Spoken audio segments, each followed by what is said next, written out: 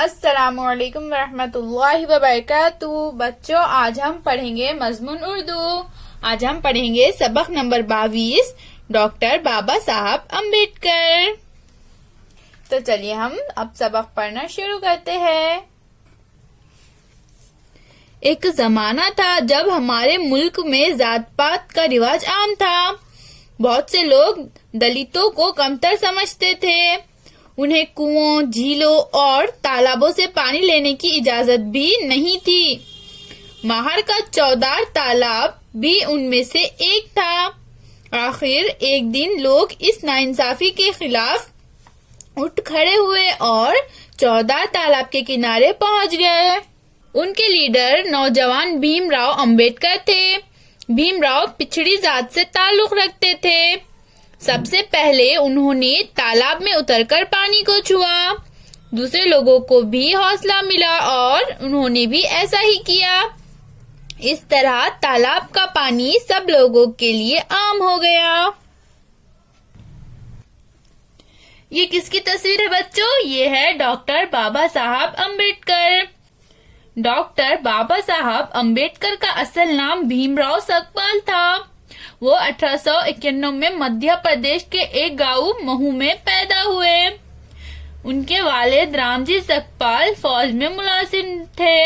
بعد میں ملازمت ختم کر کے وہ ستارہ میں آباد ہو گئے۔ بھیم راؤ نے اپنی ابتدائی تعلیم یہیں حاصل کی۔ پچھڑی ذات کا ہونے کی وجہ سے انہیں تعلیم حاصل کرنے کے لیے کئی رکاوٹوں کا سامنا کرنا پڑا۔ اسکول میں انہیں دوسرے لڑکوں کے ساتھ بیٹھنے کی اجازت نہیں تھی۔ ان کے اسکول میں امبیڈکر نامی ایک استاد تھے۔ وہ بھیم راؤ کو بہت چاہتے تھے۔ بھیم راؤ کو بھی اپنے استاد سے بہت محبت تھی، اس لیے وہ اپنا نام بھیم راؤ امبیڈکر لکھنے لگے۔ ابتدائی تعلیم پوری کرنے کے بعد وہ اعلیٰ تعلیم حاصل کرنے کے لیے انگلستان چلے گئے۔ انگلستان سے لوٹنے کے بعد ڈاکٹر امبیڈکر نے ملک سے ذات پات کی تفریق کو مٹانے کا پکا ارادہ کیا۔ اس زمانے میں دلتوں کو مندروں میں جانے نہیں دیا جاتا تھا۔ ڈاکٹر امبیڈکر کی کوششوں سے ان کے لیے مندروں کے دروازے کھل گئے۔ ڈاکٹر امبیڈکر کہا کرتے تھے کہ سماج میں عزت کی زندگی گزارنے کے لیے تعلیم حاصل کرنا بے حد ضروری ہے۔ انہوں نے بہت سے اسکول اور کالج کھولے، عورتوں کی تعلیم پر بھی توجہ دی۔ ڈاکٹر امبیڈکر ایک اچھے قانون داں تھے۔ آزاد ہندوستان کا دستور بنانے کے لیے ایک کمیٹی بنائی گئی تھی۔ وہ اس کمیٹی کے صدر تھے۔ ملک کا دستور بنانے میں ان کا بہت بڑا حصہ ہے۔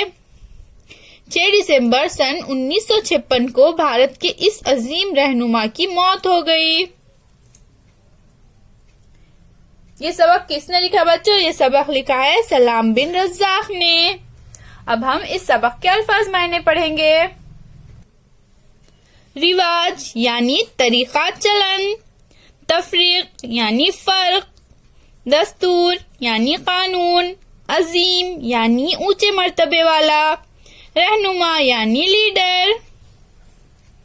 پھر ملیں گے بچوں، اللہ حافظ۔